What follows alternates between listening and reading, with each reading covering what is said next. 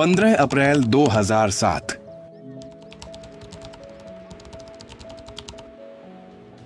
जल्दी चलो वरना वो भाग जाएगा।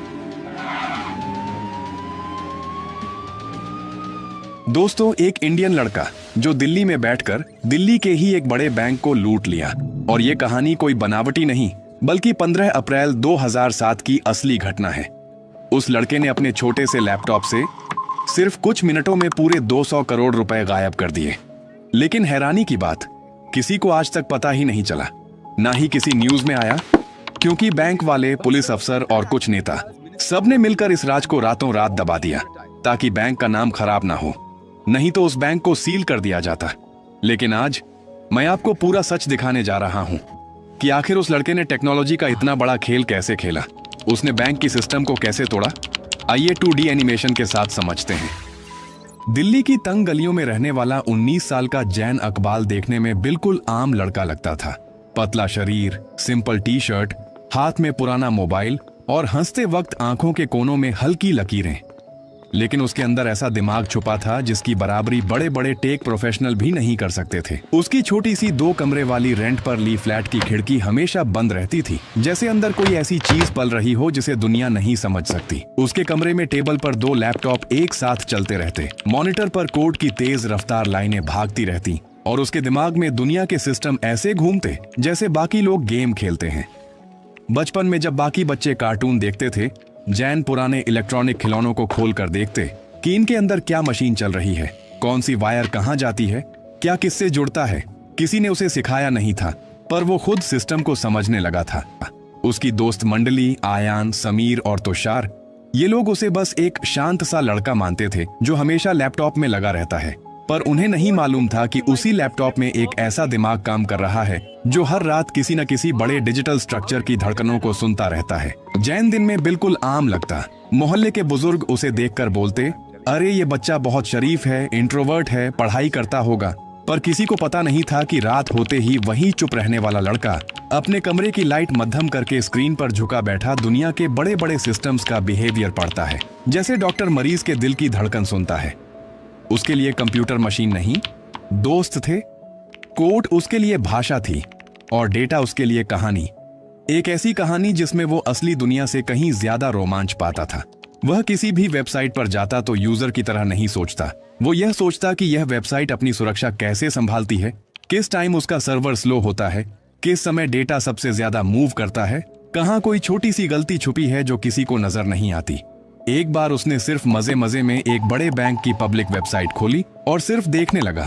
न तो उसे चोरी करनी थी, न किसी सिस्टम को छूना था। बस एक जिज्ञासा थी कि इतने बड़े सिस्टम कैसे काम करते हैं। और उसी जिज्ञासा में उसने ऐसी बात नोट की जो शायद उस बैंक के इंजीनियरों ने भी कभी गौर नहीं की थी। सर्वर टाइम स्टैम्प कभी कभी 1 सेकंड आगे बढ़ जाता था और फिर वापस आता था। दुनिया के लिए यह मामूली ग्लिच था, पर जैन के लिए यह ऐसा था जैसे अंधेरे कमरे में एक दरवाजा अचानक हल्का सा खुला दिख जाए। उसके चेहरे पर पहली बार एक खतरनाक किस्म की मुस्कान आई, बहुत हल्की पर बहुत गहरी, जैसे दिमाग के अंदर कोई चिंगारी फट चुकी हो। उसके दोस्त उस रात भी आए थे उसे बुलाने। अरे चलो आज इंडिया गेट घूमते हैं, वाह। पर जैन ने स्क्रीन से नजर नहीं हटाई और सिर्फ इतना बोला, मुझे कुछ समझ आ रहा है, तुम लोग जाओ।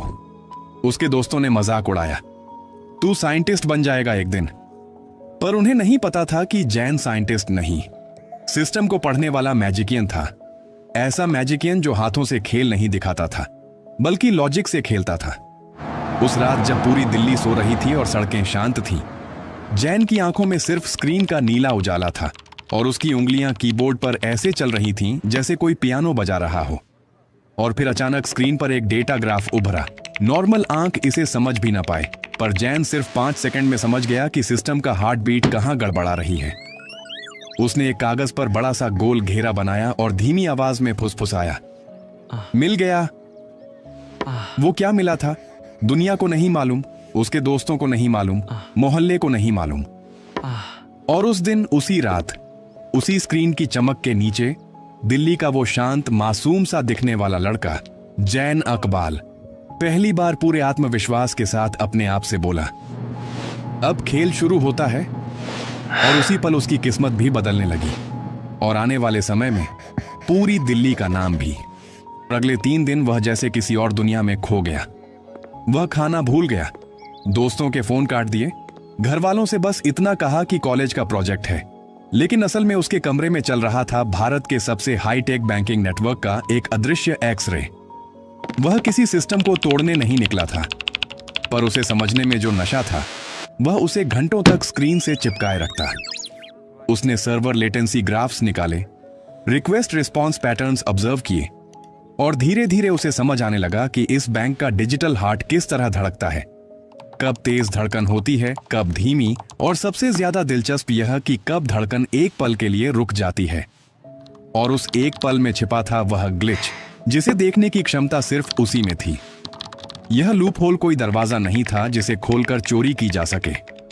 यह ऐसा था जैसे पूरा किला मजबूत है, लेकिन एक ईंट हल्की हिल रही है। बाकी दुनिया उस ईंट को कभी नोटिस नहीं करती, लेकिन जैन की नजर वही थी जो दूसरों को नजर नहीं आता।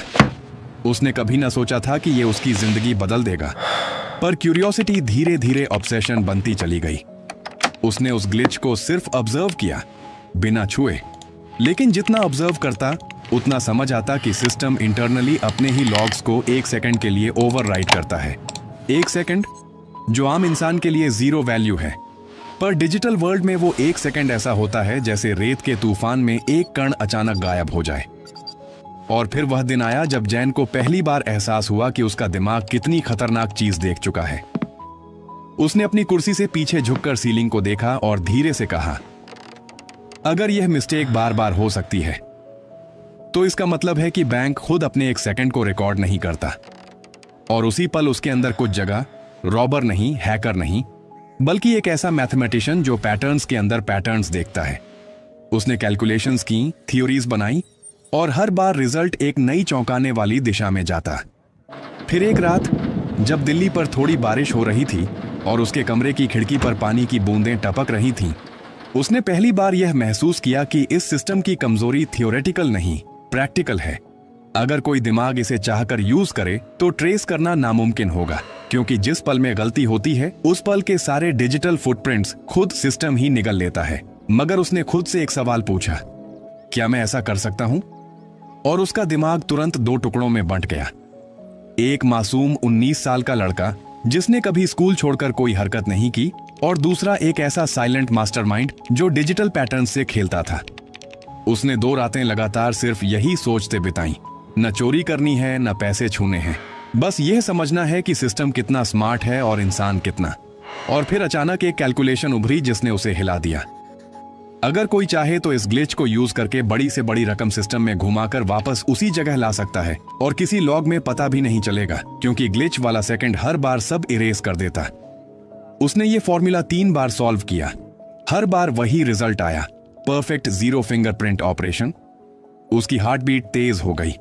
उसने कुर्सी घुमाई, खुद को मिरर में देखा और पहली बार उस मुस्कान को महसूस किया जो सिर्फ मास्टरमाइंड क्रिमिनल्स के चेहरे पर आती है। लेकिन वो क्रिमिनल नहीं था, बस एक ऐसा जीनियस था जिसे दुनिया ने कभी समझा ही नहीं।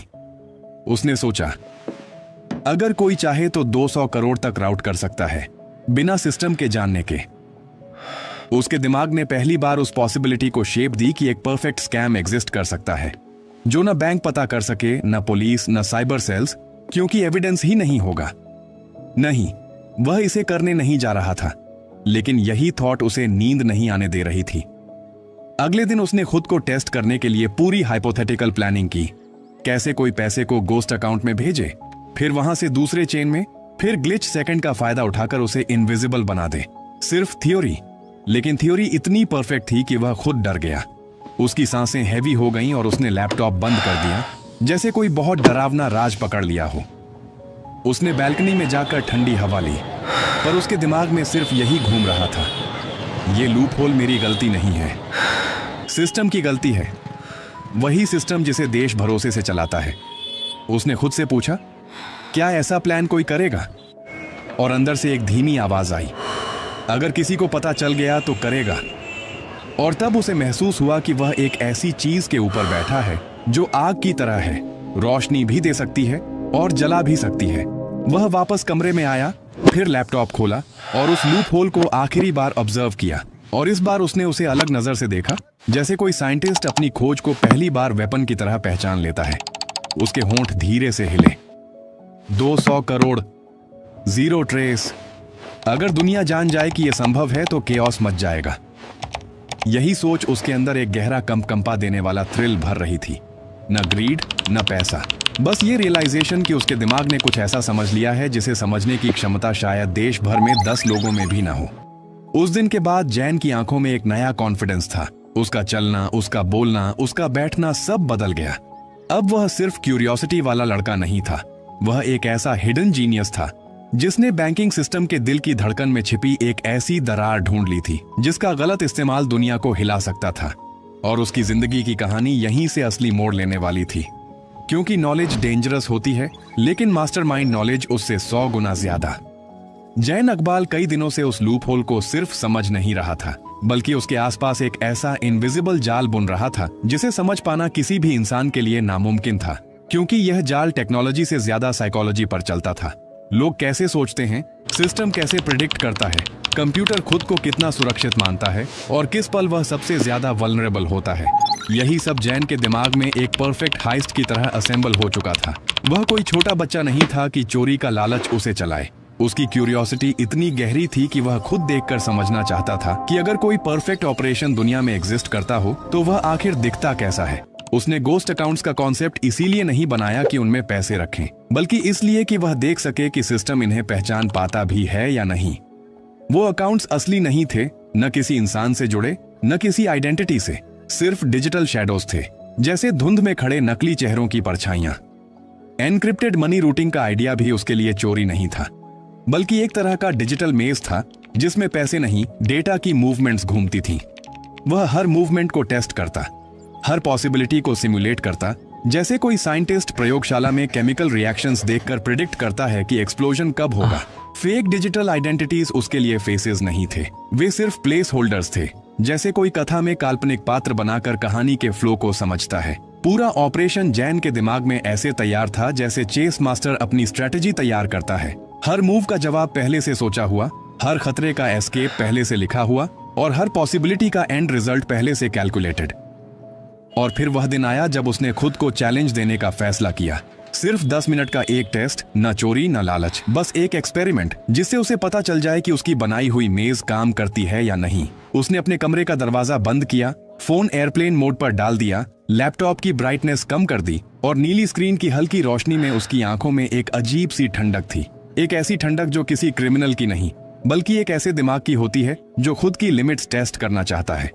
उसने टाइमर सेट किया 10 मिनट और उसी पल उसकी उंगलियां कीबोर्ड पर ऐसे नाचीं जैसे कोई ट्रेंड पियानिस्ट क्लाइमैक्स पर पहुंचकर तेज तर्रार धुन बजाता है।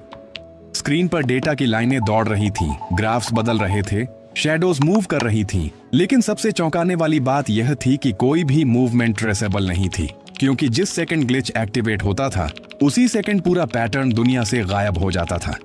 10 मिनट पूरा होने से पहले ही उसकी स्क्रीन पर एक फाइनल पिंग आया, ऑपरेशन कंप्लीट, और लॉग्स में सिर्फ ब्लैंक टाइम फ्रेम दिखाई दिया, जैसे उस दौरान सिस्टम खुद अनकॉन्शियस हो गया हो। उस रात जैन कुर्सी पर पीछे झुका, आंखें बंद की और गहरी सांस ली, लेकिन उसके चेहरे पर डर नहीं था, बल्कि एक भारी ठंडा कॉन्फिडेंस था, जैसे किसी पहाड़ पर खड़े होकर उसने गहराई को आंखों से नाप लिया हो।